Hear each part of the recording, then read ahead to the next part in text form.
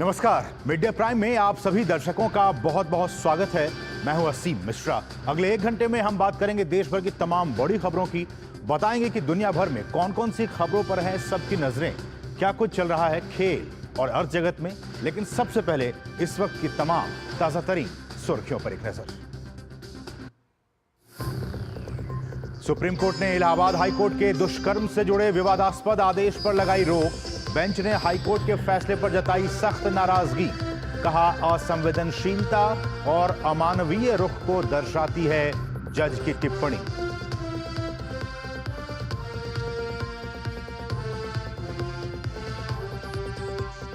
सेवा, सुरक्षा और सुशासन हमारी पार्टी का मॉडल। योगी आदित्यनाथ ने पॉडकास्ट में कई अहम मुद्दों पर दिए बयान। कहा, पीएम मोदी के मार्गदर्शन में हमारी सरकार ने किया उत्तर प्रदेश का समग्र विकास।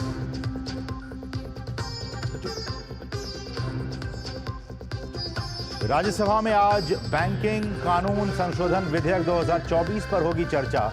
लोकसभा में भी त्रिभुवन सहकारी विश्वविद्यालय विधेयक 2025 होगा पेश।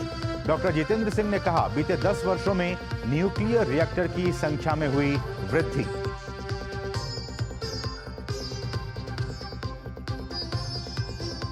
छत्तीसगढ़ में पूर्व मुख्यमंत्री भूपेश बघेल और उनके करीबियों पर करीब 20 जगहों पर सीबीआई के छापे।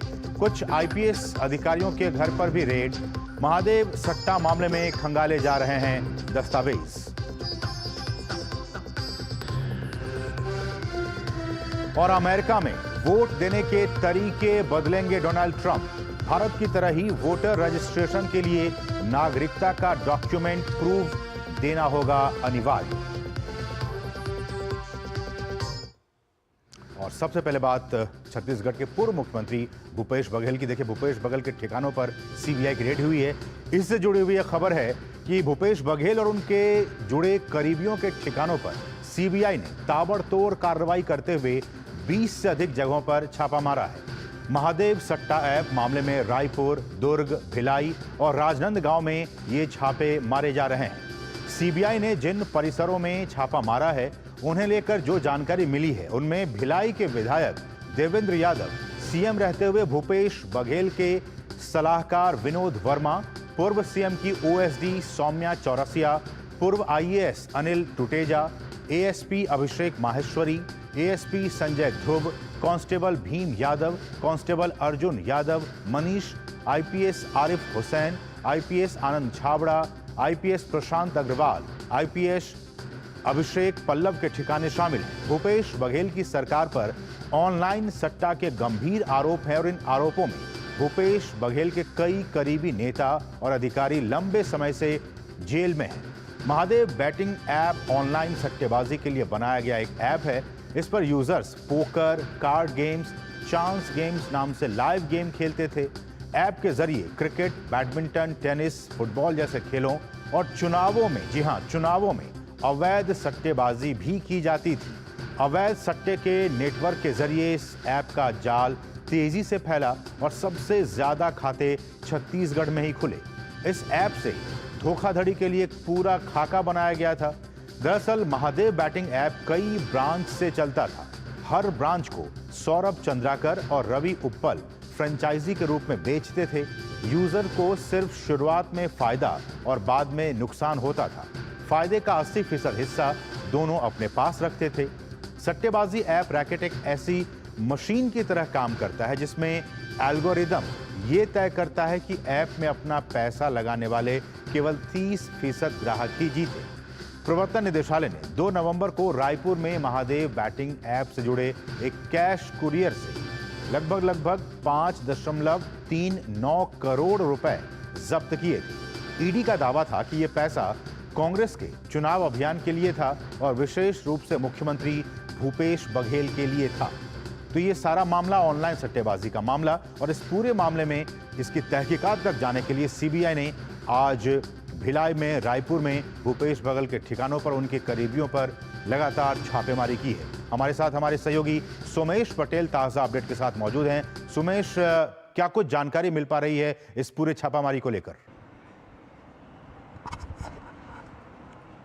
जी आपको बताऊं, एक बार फिर से सीबीआई ने जो महादेव ऐप सट्टे का मामला था, जो कांग्रेस सरकार के समय विधानसभा चुनाव में सबसे बड़ा ये मुद्दा बना हुआ था, जिसमें सीबीआई ने एक बार फिर से रेड की है और सीबीआई की तरफ से एक प्रेस विज्ञप्ति जारी हुई है, जिसमें सीबीआई ने साफ तौर पे लिखा है, सीबीआई ने कुल भारत के 60 जगहों पर छापेमार की कार्रवाई की है, जिसमें भोपाल, दिल्ली, कोलकाता के राज्य शामिल हैं और सीबीआई की जो अफसर हैं छत्तीसगढ़ में भी 17 ठिकानों पर छापेमार की कार्रवाई की है, जिसमें जो छत्तीसगढ़ के पूर्व सीएम रह चुके हैं भूपेश बघेल, जो विधायक हैं देवेंद्र यादव, उनके निवास पर छापेमार की कार्रवाई की है। जो आईपीएस अफसर हैं आनंद छावड़ा, अभिषेक पल्लव इनके यहाँ भी छापेमार की कार्रवाई चल रही है और फिलहाल जो सीबीआई की टीम है इन तमाम जो महादेव ऐप सट्टे मामले की जांच कर रही है। महादेव सट्टे का मामला 2019 में एक जो सौरव चंद्राकर नाम का व्यक्ति है, भिलाई का रहने वाला है, जिसने एक जूस की दुकान संचालित की थी और इसके जरिए इसने एक महादेव ऐप सट्टा ऐप बनाया और इसके बाद अपने साथी के साथ रवि उपल के साथ दुबई चला गया,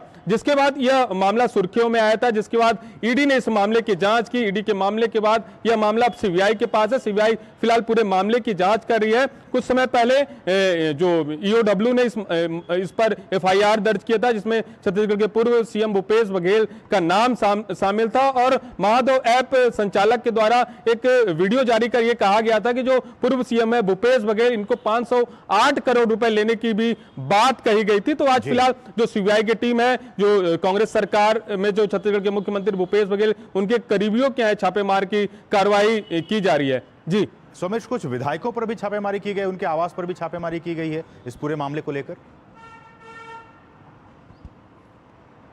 जी देखिए, मैं बताऊं, जब जो विधानसभा चुनाव था 2023 में, विधानसभा चुनाव के समय भी ईडी ने ताबड़तोड़ छापेमार की कार्रवाई की थी महादेव सट्टे को लेकर। आज और इसके बाद सीबीआई ने भी छापेमार की कार्रवाई की है। जो देवेंद्र यादव हैं, विधायक हैं, उनके निवास पर सीबीआई की टीम की छापेमार की कार्रवाई चल रही है। जो पूर्व मुख्यमंत्री भूपेश बघेल के जो राजनीतिक सलाहकार थे विनोद वर्मा, उनके निवास पर छापेमार की कार्रवाई चल रही है। जो आईपीएस ऑफिसर हैं 2013 बैच के अभिषेक पल्लव, उनके निवास पर छापेमार की कार्रवाई चल रही है। आईपीएस आनंद छावड़ा हैं, उनके निवास पर छापेमार की कार्रवाई। आरिफ शेख हैं जो आईपीएस अफसर, उनके निवास पर भी ये छापेमार की कर रही है। तो कहीं ना कहीं इस बार जो महादेव ऑनलाइन सट्टे को लेकर सीबीआई ने प्रशासनिक अधिकारी, पुलिस विभाग के वरिष्ठ अधिकारियों के साथ राज्य प्रशासनिक अधिकारी, उनके निवास पे भी छापेमारी की कार्रवाई चल रही है। कुछ समय पहले ईडी ने भिलाई निवास, जो सीएम है भूपेश बघेल, उनके निवास पर जब छापेमार की कार्रवाई की थी, तो भूपेश बघेल के निवास से कई महत्वपूर्ण दस्तावेज मिले थे और 32 लाख रुपए कैश मिले थे। उन तमाम मामलों की भी जांच ईडी कर रही है और जब ईडी के अफसर वहां से निकल रहे थे तो ईडी के अफसरों के ऊपर भी जो वहां के जो कांग्रेस के नेता है उन्होंने हमला कर दिया था, जिसके बाद ईडी के अफसरों ने भी उस मामले की जांच कराई थी। फिलहाल सीबीआई इस मामले की जांच करी और कांग्रेस सरकार के समय महादेव ऐप जो सट्टा था सुर्खियों में था और कहीं ना कहीं जो छत्तीसगढ़ के पूर्व मुख्यमंत्री रह चुके हैं भूपेश बघेल, उनकी मुश्किलें भी अब बढ़ती जा रही है। जी ऐसे में सोमेश, ये भी जानना होगा कि मुश्किलें बढ़ती जा रही हैं, क्या कुछ सीबीआई अब चूंकि छापेमारी कर रही है, डॉक्यूमेंट्स जब्त कर रही है, इसके आगे अब सीबीआई क्या कुछ करने वाली है?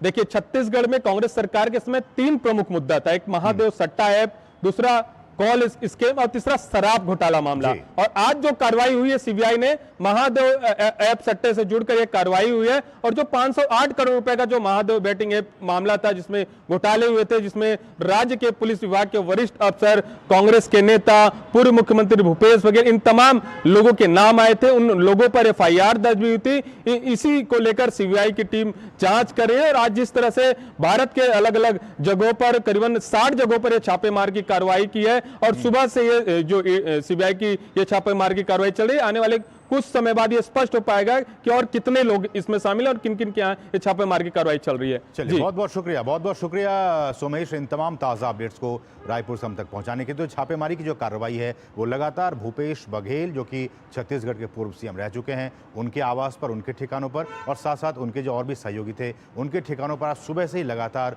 सीबीआई की छापेमारी चल रही है। डॉक्यूमेंट्स जब्त किए जा रहे हैं। क्या कुछ इसमें निकल कर सामने आता है, आगे भी इस पर हम आपको ताज़ा अपडेट देते रहेंगे। फिलहाल आपका शुक्रिया सोमेश। बढ़ेंगे दूसरी अहम खबरों की तरफ। बात करेंगे उत्तर प्रदेश की। तो उत्तर प्रदेश के मुख्यमंत्री योगी आदित्यनाथ ने एक निजी समाचार एजेंसी के साथ पॉडकास्ट शो में कई विषयों पर खुलकर बात की है।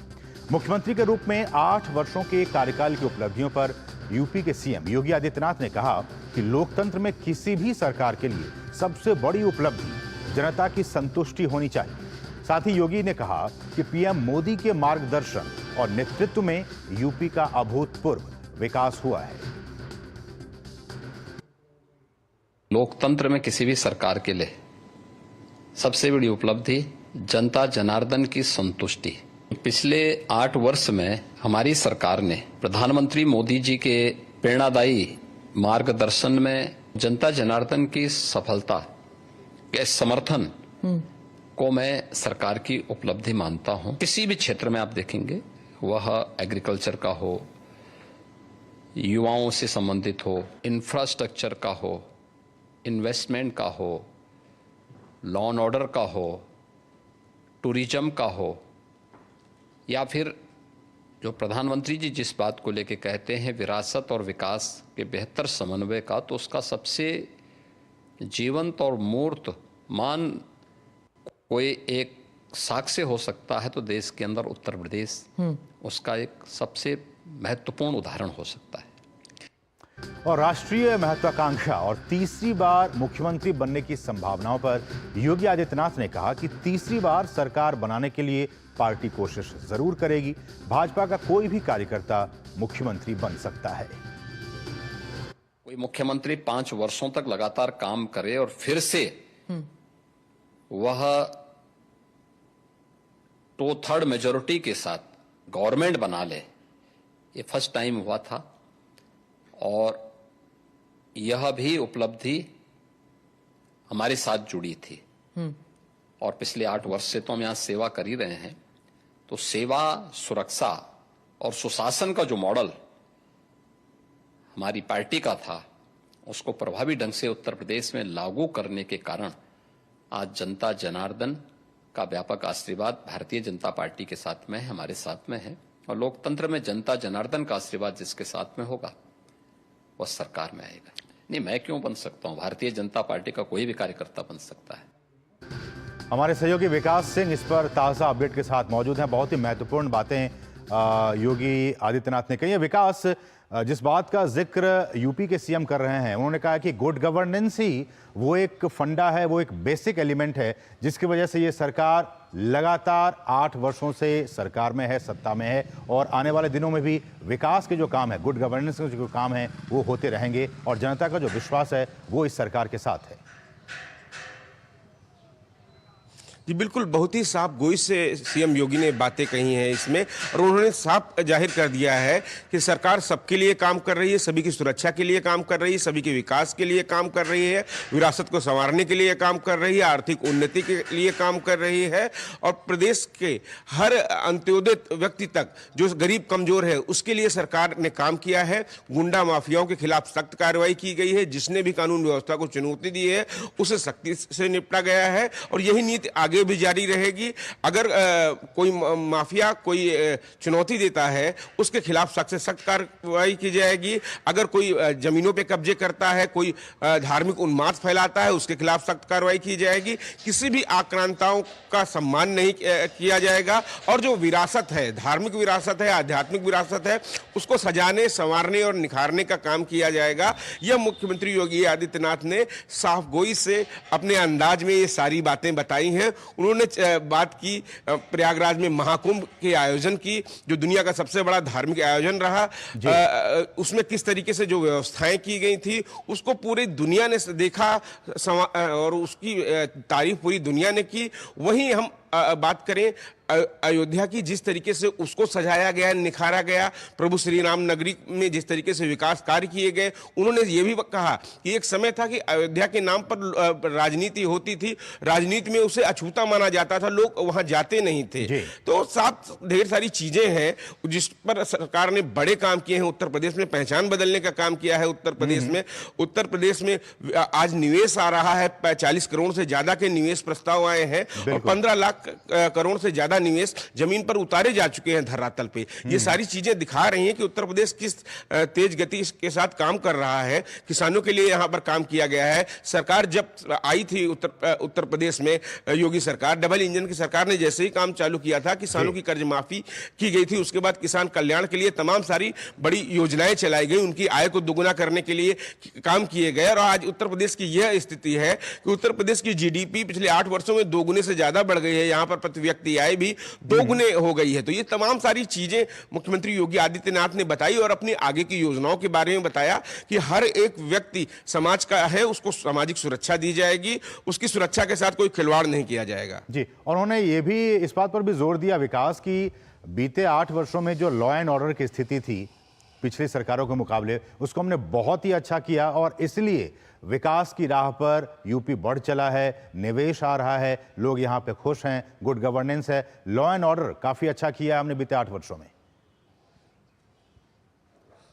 बिल्कुल, ये लॉ एंड ऑर्डर ही आधार होता है किसी भी राज्य के लिए, और वो सबसे पहले यहाँ पर काम किया गया। संगठित अपराध के लिए यहाँ पर पूरी तरीके से उसकी कमर तोड़ दी गई। जो नामी माफिया होते थे उन पर सख्त से सख्त कार्रवाई की गई है। इस तरीके की कार्रवाई है कि अब वह या इस दुनिया में नहीं है या उत्तर प्रदेश में नहीं है, या सलाखों के पीछे है। इस तरीके से हम पश्चिमी उत्तर प्रदेश से लेकर पूर्वी उत्तर प्रदेश तक लगातार कार्रवाई जो की गई है, भूमाफियाओं पर कार्रवाई की गई है।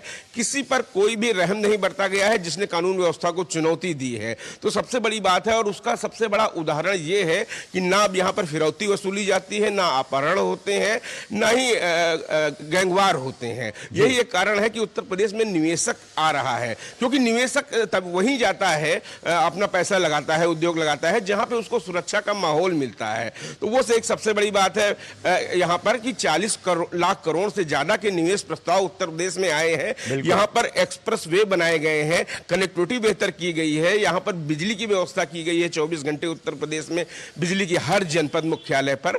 तो ये वो चीजें हैं जो उद्योग लगाने वाले होते हैं उनके लिए सहूलियत का विषय होती हैं, और उनमें सबसे बड़ा आधार होता है कानून व्यवस्था। उसको किसी भी प्रकार की उसकी कहीं फिरौती की डिमांड कर दी जाती, कहीं अपहरण होता है। ये तमाम सारी चीजें प्रदेश में होती रही थी पूर्ववर्ती सरकारों में, लेकिन अब जब सभी माफियाओं के खिलाफ सख्त कदम उठाए गए, कड़ी कार्रवाई की गई, पुलिस के द्वारा जीरो टॉलरेंस की नीति अपनाई गई, उन्हीं सभी चीजों का नतीजा है कि उत्तर प्रदेश अब औद्योगिक क्षेत्र में भी बड़ा विकास कर रहा है। और साथ ही साथ विकास उनसे जब तीसरे टर्म की बात की गई, उनसे प्रश्न पूछा गया तो उन्होंने कहा कि देखिए ये भाजपा की इंटरनल डेमोक्रेसी की ही खूबी है कि कोई भी एक सामान्य कार्यकर्ता राज्य का मुखिया बन सकता है। कैसे देखा जाए इन बातों को?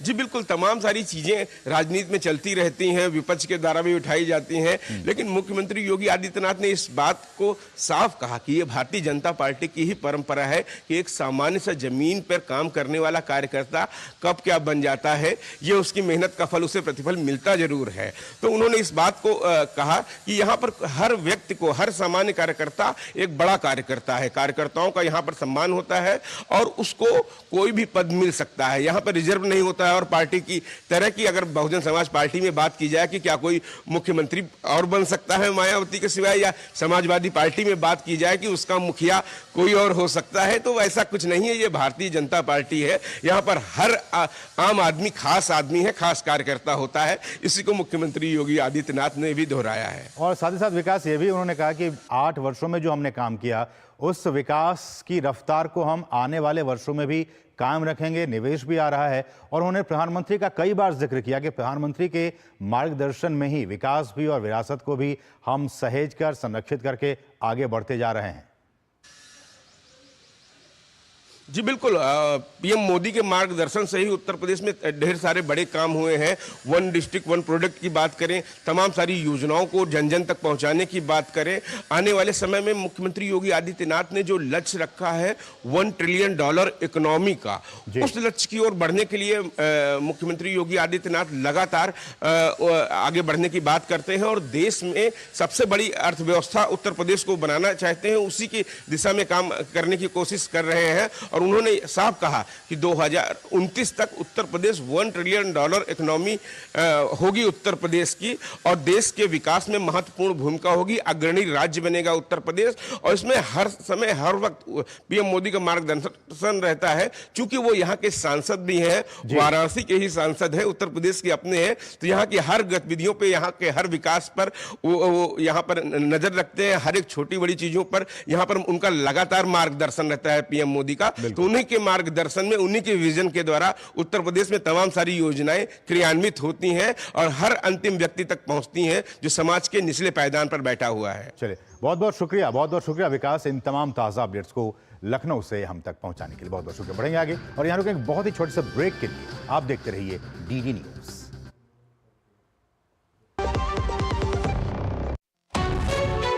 विभाग अनेक, कंप्लेंट बॉक्स 1।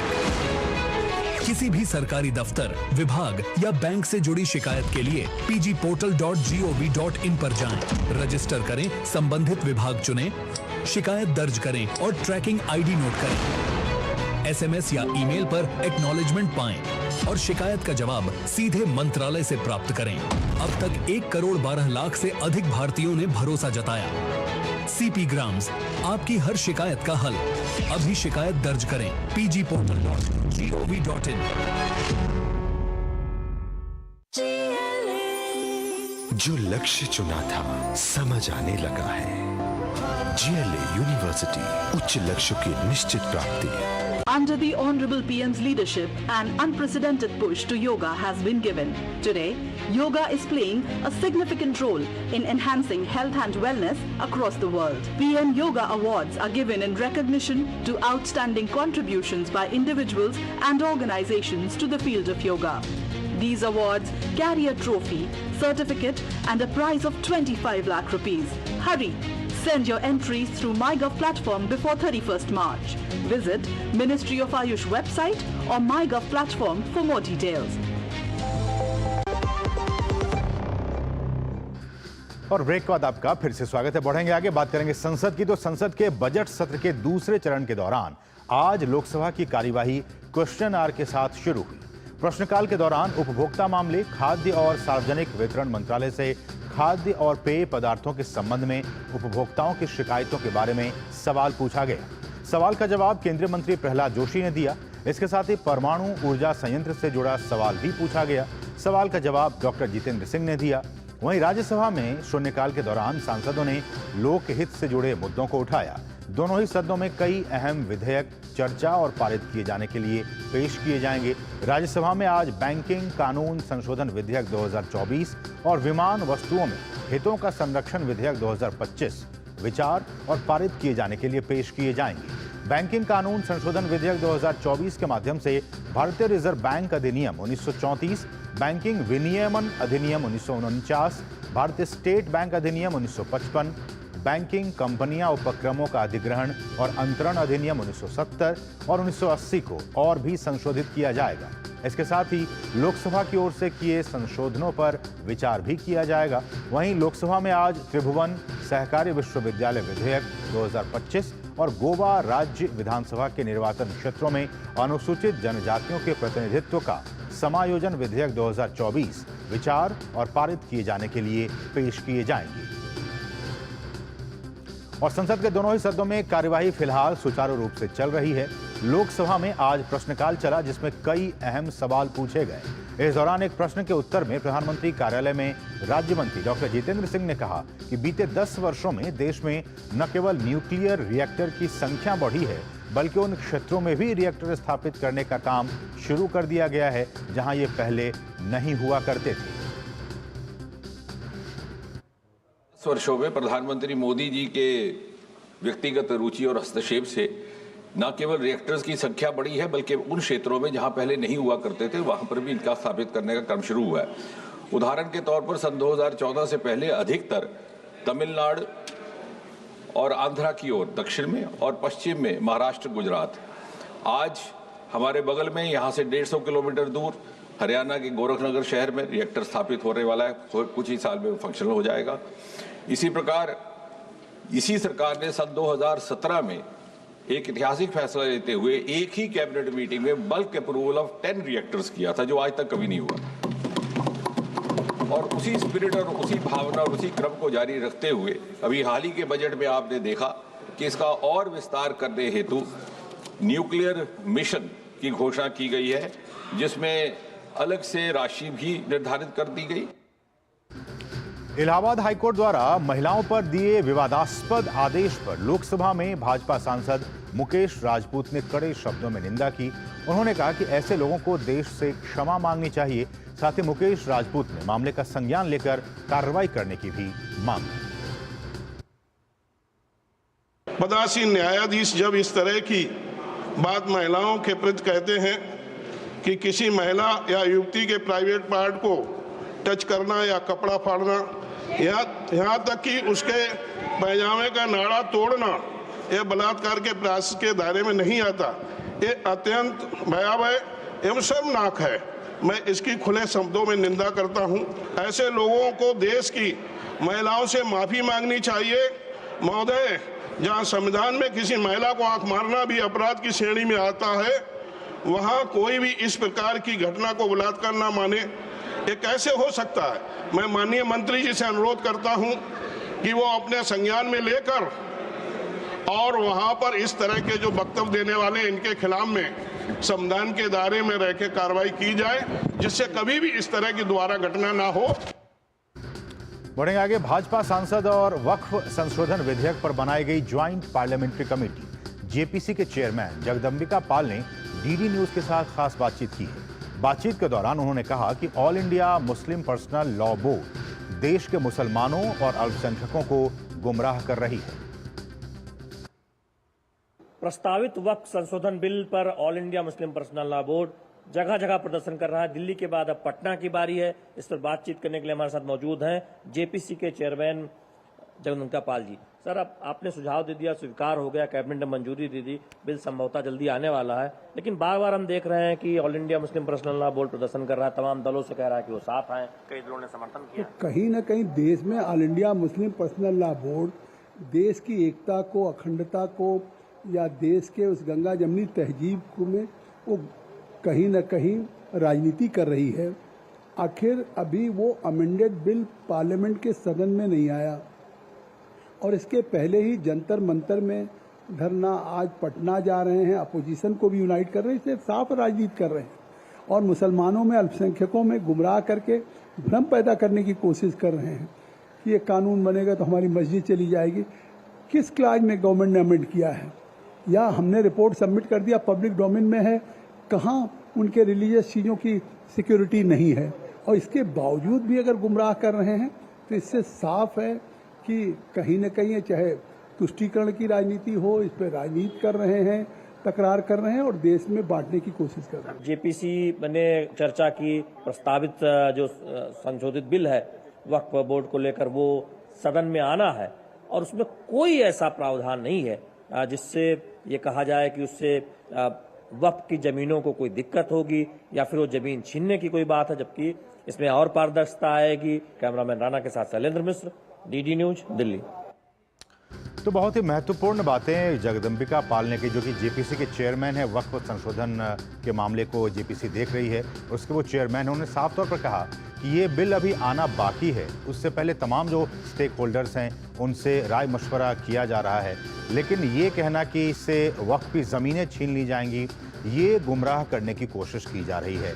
इसमें किसी भी ज़मीन को नहीं छीना जाएगा, जो कानून है उसके कानून के तहत ही काम किया जाएगा। तो साफ तौर पर ये जगदंबिका पाल का कहना है कि ये कानून जो कि अभी आना है, संसद में इसको पेश किया जाना है, उससे पहले तमाम जो उनसे जो जुड़े लोग हैं उनसे बातचीत की जा रही है, उनकी राय ली जा रही है, उनका मशवरा लिया जा रहा है। इसलिए ये सिर्फ और सिर्फ गुमराह करने की कोशिश की जा रही है अल्पसंख्यकों को, मुसलमानों को। हमारे साथ हमारे सहयोगी नीरज सिंह इस पर बने हुए हैं, जो पार्लियामेंट में आज क्या कुछ गतिविधियां चल रही हैं। नीरज, आज कई दिनों के हो हंगामे के बाद हम देख पा रहे हैं कि क्वेश्चन आवर और बाकी जो विधायी कामकाज हैं वो आखिरकार दोनों ही सदनों में ठीक तरीके से हो पा रहे हैं।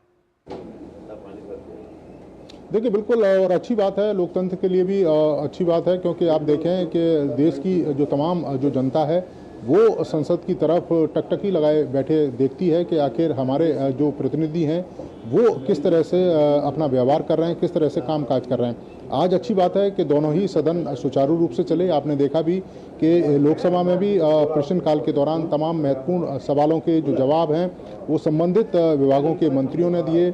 अगर आप देखें, जितेंद्र सिंह, उन्होंने एक महत्वपूर्ण बात कही कि पहले परमाणु रिएक्टर केवल कुछ एक राज्यों में रहते थे, लेकिन अब मोदी सरकार पूरे देश के अंदर अलग अलग हिस्सों में परमाणु रिएक्टरों को लगा रही है और उसका जो फायदा है, चाहे हम बिजली उत्पादन के क्षेत्र में देखें या परमाणु ऊर्जा का प्रयोग जो दूसरे जो इंडस्ट्री है उसमें किया जा रहा है, तो उसमें कहीं ना कहीं एक तरीके से जो बूस्ट है वो मिलेगा।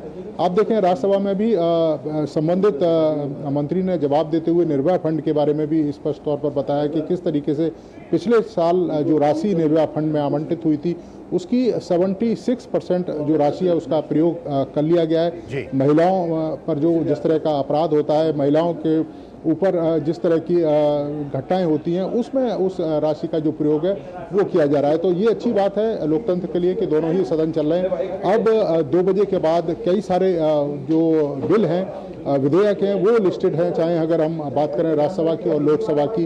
तो आज का दिन काफ़ी महत्वपूर्ण है। आप देखें कि त्रिभुवन यूनिवर्सिटी से रिलेटेड एक बिल है, सहकारी यूनिवर्सिटी है, और किस तरीके से सहकारिता के क्षेत्र में रोजगार की असीम संभावनाएं, और शुरुआत से ही अगर हम सहकारिता को प्रमोट करें तो निश्चित तौर पर आने वाले समय में न केवल हम खुद रोजगार जनरेट कर सकते हैं बल्कि अपने तमाम सहकारी समितियों को जोड़कर दूसरे जो लोग हैं उनको भी रोजगार दे सकते हैं। गोवा में अनुसूचित जनजाति के प्रतिनिधित्व को लेकर एक बिल है। इसके अलावा आप देखें कि विमानन क्षेत्र से रिलेटेड भी एक बिल लिस्टेड है कि जिस तरीके से हम अपने क्षेत्र में पट्टों पर जो रनवे देते हैं। इसके अलावा आप देखें कि कार्गो के आवागमन में एक बड़ी भूमिका भारत की है।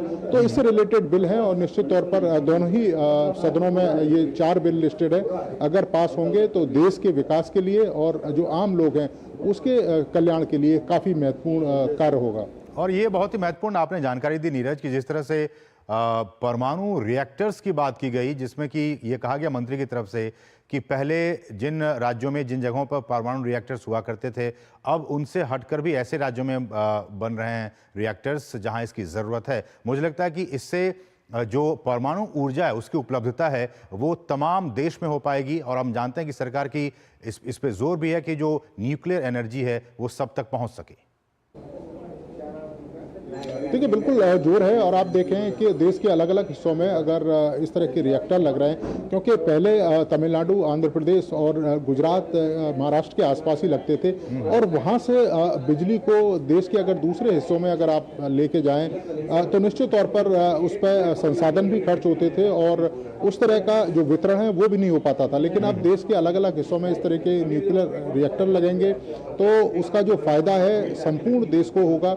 और आने वाले समय में जिस तरीके से मोदी सरकार काम कर रही है कि न्यूक्लियर जो एनर्जी है उसका ज़्यादा से ज़्यादा उत्पादन किया जा सके, ताकि हम कोयला आधारित या दूसरे बिजली के गैर परंपरागत जो कह सकते हैं कि उपाय हैं उस पर हम अपनी आत्मनिर्भरता को थोड़ा सा कम कर पाएँ, क्योंकि ईंधन के तमाम ऐसे संसाधन हैं जो सीमित रूप में ही मौजूद हैं। और यही कारण है कि आप देखें कि मोदी सरकार चाहे पनबिजली की बात हो, इसके अलावा न्यूक्लियर एनर्जी की बात हो, ऐसे तमाम क्षेत्रों में लगातार प्रयास कर रही है ताकि उसका जो लाभ है वो लोगों को मिल सके और उसकी जो कॉस्ट है वो भी कम हो सके। चलिए, बहुत बहुत शुक्रिया नीरज, इन तमाम ताज़ा अपडेट्स को संसद भवन से हम तक पहुंचाने की। तो बहुत ही महत्वपूर्ण जानकारी हमारे सहयोगी नीरज सिंह दे रहे हैं, किस तरह से आज जो अहम विधायी कामकाज हैं वो बहुत ही सुचारू तरीके से हो पा रहे हैं। जो अहम बिल हैं उन पे चर्चाएं हो रही हैं, और चाहे विमानन की बात हो, बैंकिंग की बात हो, परमाणु रिएक्टर्स की बात हो, इन तमाम विषयों पर लगातार चर्चाएं हो रही हैं, बातचीत हो रही हैं।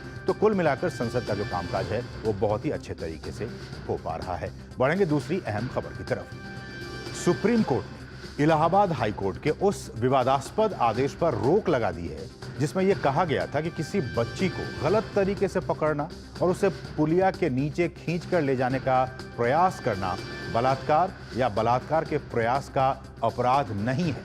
जस्टिस BR गवई की अध्यक्षता वाली बेंच ने इस फैसले को लेकर सख्त नाराजगी जाहिर करते हुए कहा कि हाई कोर्ट का फैसला जज की असंवेदनशीलता और अमानवीय रुख को दर्शाता है। उन्होंने ये फैसला जल्दबाजी में नहीं दिया। सुनवाई पूरी होने के बाद 4 महीने तक फैसला सुरक्षित रखने के बाद ये फैसला दिया है। इस फैसले में की गई टिप्पणियां कानूनी सिद्धांतों के खिलाफ है। इसके विवादित हिस्सों पर रोक लगाई जाती है। सुप्रीम कोर्ट ने केंद्र, यूपी सरकार और हाई कोर्ट में इस मामले में पक्षकार को नोटिस जारी किया है।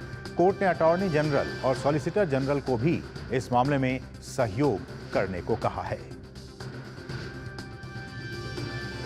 बढ़ेंगे आगे। बिहार में इस साल विधानसभा के चुनाव होने हैं और उससे ठीक पहले दिल्ली में बिहार से आने वाले एनडीए घटक दलों के नेता आज एक साथ बैठेंगे और एकजुटता का संदेश भी देंगे। बिहार बीजेपी के पूर्व अध्यक्ष और लोकसभा में पार्टी के चीफ व्हिप संजय जायसवाल के घर पर यह बैठक होगी।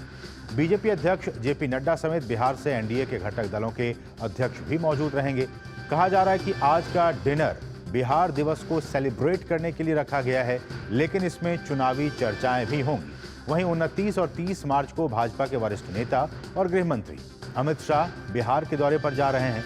इसलिए अमित शाह के बिहार दौरे से पहले इस बैठक को काफी महत्वपूर्ण माना जा रहा है। अमित शाह अपने बिहार दौरे में गोपालगंज में रैली करेंगे। साथ ही पटना में एनडीए के सभी सहयोगी दलों के नेताओं के साथ बैठक भी करेंगे। और इस बीच कांग्रेस ने आगामी बिहार विधानसभा चुनाव से ठीक पहले आधिकारिक तौर पर इंडी ब्लॉक के तहत चुनाव लड़ने का ऐलान कर दिया है। मंगलवार को कांग्रेस के राष्ट्रीय अध्यक्ष मल्लिकार्जुन खड़गे की अध्यक्षता में हुई एक उच्च स्तरीय बैठक में यह फैसला लिया गया।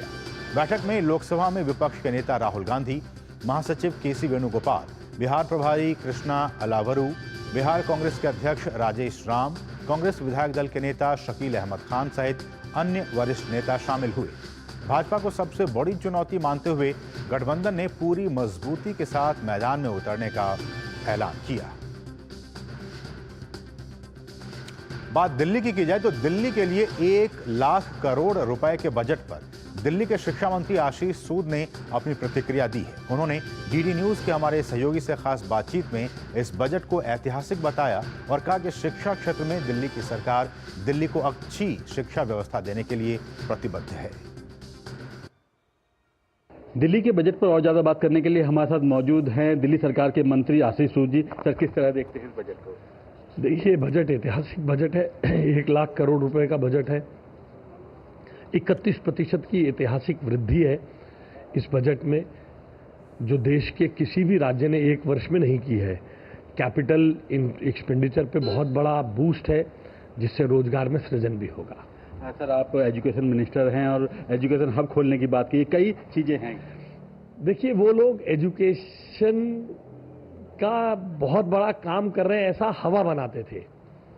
हम इसमें आमूल चूल परिवर्तन करने के लिए हमने बजट में प्रावधान किए हैं, नए करिकुलम्स को लाए हैं, पैसा आवंटित किया है और उसको खर्च करके दिल्ली की जनता को अच्छी शिक्षा व्यवस्था देने के साथ साथ दिल्ली के युवा देश के लिए अच्छे नागरिक बन के हमारे स्कूलों से निकले, इसके लिए।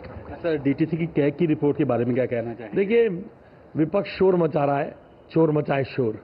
इस बात को आप हमारे तरफ से विपक्ष को बताइए। तो कहीं ना कहीं विपक्ष शोर मचा रहा है और साफ कहा है दिल्ली सरकार के मंत्री आशीष सूद ने। कैमरामैन मोंटी सिंह के साथ गिरीश निशाना, डीडी न्यूज, दिल्ली। और दिल्ली हाईकोर्ट ने आम आदमी पार्टी के नेता और पूर्व मुख्यमंत्री आतिशी को एक याचिका पर नोटिस जारी किया है, जिसमें हालिया विधानसभा चुनाव के दौरान कथित भ्रष्ट आचरण के आधार पर उनके निर्वाचन को चुनौती दी गई है। जस्टिस ज्योति सिंह ने निर्वाचन आयोग, दिल्ली पुलिस और कालकाजी विधानसभा क्षेत्र के निर्वाचन अधिकारी को भी नोटिस जारी किया है, जहां से आतिशी ने चुनाव जीता था। अदालत ने मामले की अगली सुनवाई के लिए 30 जुलाई की तारीख तय की है। आतिशी ने कालकाजी सीट पर भाजपा उम्मीदवार रमेश विधूड़ी को 3521 मतों से हराया था। कुछ अंतर्राष्ट्रीय खबरें। 26 मार्च बांग्लादेश के इतिहास में एक ऐतिहासिक दिन है, हिस्टोरिकल डे है।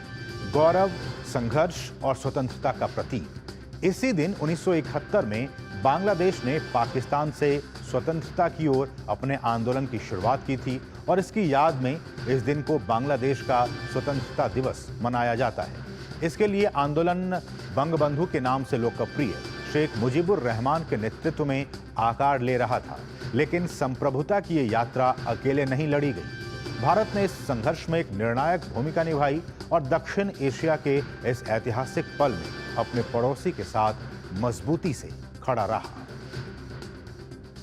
और इस सबके बीच बांग्लादेश के मुख्य सलाहकार मोहम्मद यूनुस आज से 4 दिवसीय चीन के दौरे पर जाएंगे। इस दौरान उनका मकसद शेख हसीना के सत्ता से जाने के बाद द्विपक्षीय संबंधों को फिर से दिशा देना होगा। यूनुस चीन में अपनी यात्रा के दौरान बोआओ फोरम फॉर एशिया में हिस्सा लेंगे। ये बीजिंग के रणनीतिक थिंक टैंक की वार्षिक बैठक है। मोहम्मद यूनुस के प्रेस सचिव शफीकुल आलम के मुताबिक ये यात्रा पिछले 50 वर्षों में किसी बांग्लादेशी नेता की सबसे अहम यात्रा मानी जा रही है। यात्रा के दौरान यूनुस बीजिंग जाएंगे और 28 मार्च को चीनी राष्ट्रपति शी जिनपिंग से मुलाकात करेंगे। हसीना सरकार के पतन के बाद चीन ने कई बांग्लादेशी प्रतिनिधि मंडलों की मेजबानी की है।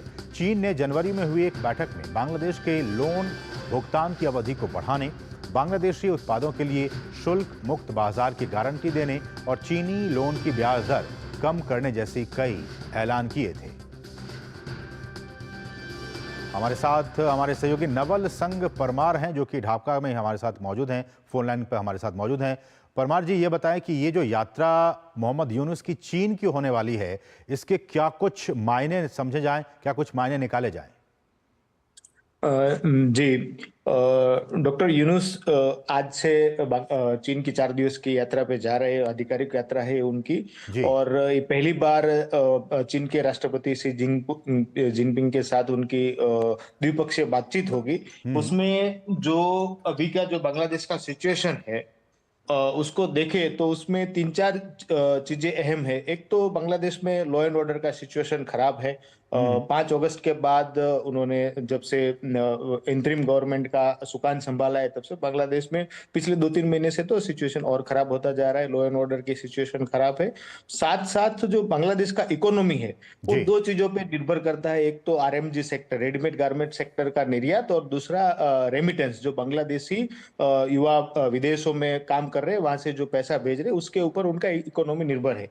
लेकिन जो उनका ये 2 चीजें हैं, उसमें कहीं ना कहीं लॉ एंड ऑर्डर का इश्यू हो या पॉलिटिकल टर्मोइल हो, उसकी वजह से आरएमजी सेक्टर कहीं ना कहीं जो एक्सपेक्टेशन है उसके हिसाब से परफॉर्मेंस उसका नहीं रहा है। तो उसके चलते बांग्लादेश की जो आर्थिक स्थिति है वो कहीं ना कहीं डामाडोल होती जा रही है। दूसरा कि पिछली गवर्नमेंटों ने और उसके पहले भी काफी लोन जो है बांग्लादेश ने विदेशी लोन लिया है अपने इंफ्रास्ट्रक्चर प्रोजेक्ट वगैरह के लिए, और उसमें सबसे बड़ा हिस्सा जो है चीन का है। तो उसका जो इंटरेस्ट रेट है, उसका बर्डन जो बांग्लादेश की इकोनॉमी के ऊपर पड़ रहा है, तो उसके चलते उनका जो वैसे भी कम होता जा रहा विदेशी मुद्रा भंडार है, उसके ऊपर ये इंटरेस्ट का बर्डन है, तो उसमें कहीं रियायत मिले, एक तो उनका ये मकसद है। दूसरा पॉलिटिकल टर्मोइल के चलते और लॉ एंड ऑर्डर की सिचुएशन को देखते हुए, पॉलिटिकल इंस्टेबिलिटी को देखते हुए पिछले 6-8 महीने से बांग्लादेश में जो विदेशी निवेश है वो बिल्कुल बंद हो चुका है। तो उनका एक ये भी रिक्वेस्ट होगा चीन को कि मैन्युफैक्चरिंग सेक्टर में वो अपना निवेश बढ़ाए, ताकि बांग्लादेश का जो चीप लेबर है उससे बांग्लादेश की इकोनॉमी को फायदा हो। और तीसरा जो है मेडिकल, बांग्लादेश में मेडिकल फैसिलिटी जो है, डिमांड सप्लाई का बड़ा गैप है।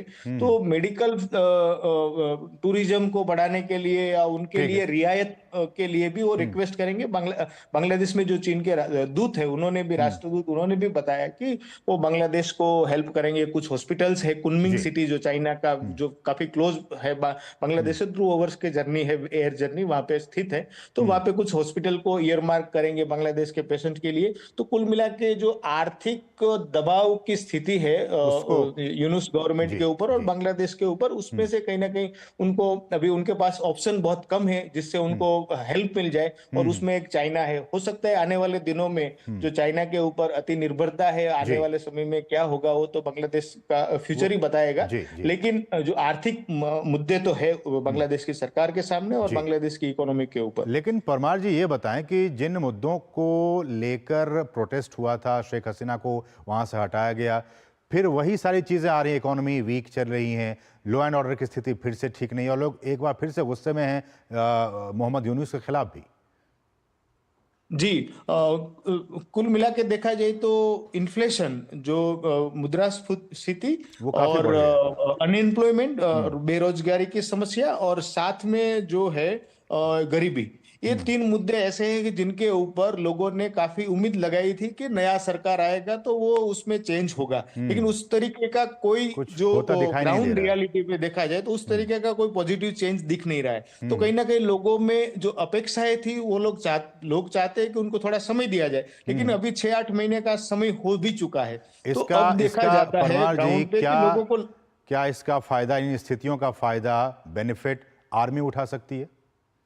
नहीं, आर्मी एक ऐसी इंस्टीट्यूशन है अभी बांग्लादेश में, कहीं ना कहीं केवल उसी के प्रति लोगों की आस्था अभी बची हुई है, क्योंकि पॉलिटिकल पार्टीज जो है बांग्लादेश में लोगों में कहीं ना कहीं उनके खिलाफ नाराजगी है। अभी नया पॉलिटिकल पार्टी बना, वो भी मल्ट स्लेजिंग एक दूसरे के ऊपर कर रहे हैं। उनका जो इमेच्योर रवैया जो है वो भी लोगों को रास नहीं आ रहा है। करंट डिस्पेंसेशन जो अभी इंटरिम गवर्नमेंट है यूनुस के नेतृत्व वाला, वो भी कोई पॉजिटिव परिणाम नहीं पेश कर पा रहा है। परमार जी, एक ये भी रिक्वेस्ट आया था मोहम्मद यूनुस की तरफ से कि भाई भारत जो है वो बिम्स्टेक में जब दोनों नेता मिलेंगे तो वहाँ बातचीत हो, भारत कुछ हेल्प करे।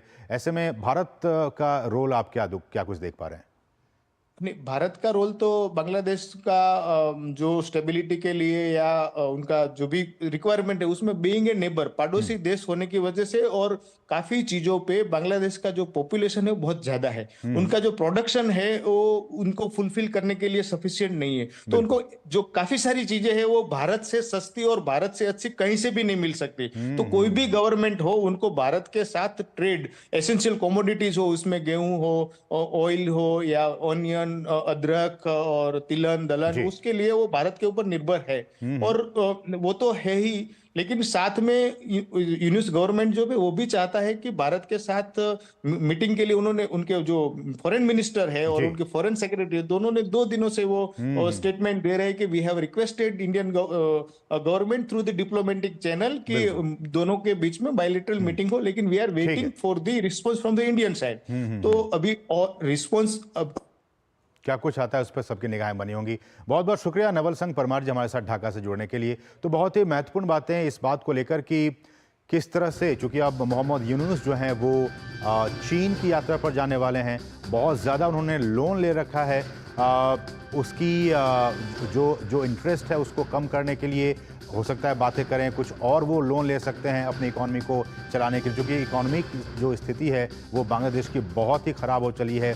जो उनका गारमेंट सेक्टर है, जो कि एक बैकबोन की तरह कह सकते हैं इकॉनमी के लिए, उसमें से बहुत बंद हो चुके हैं।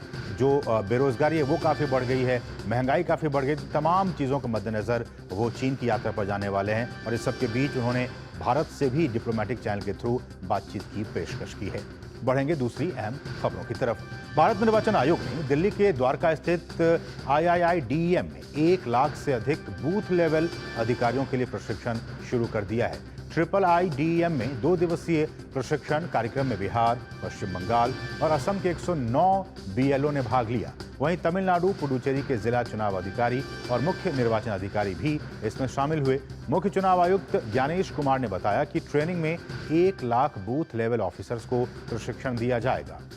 कार्यक्रम का मकसद असेंबली लेवल के मास्टर ट्रेनर तैयार करने हैं, ताकि चुनाव आयोग हर घर तक पहुंचे और एक स्वच्छ चुनाव के लिए अपनी भागीदारी सुनिश्चित कर सके।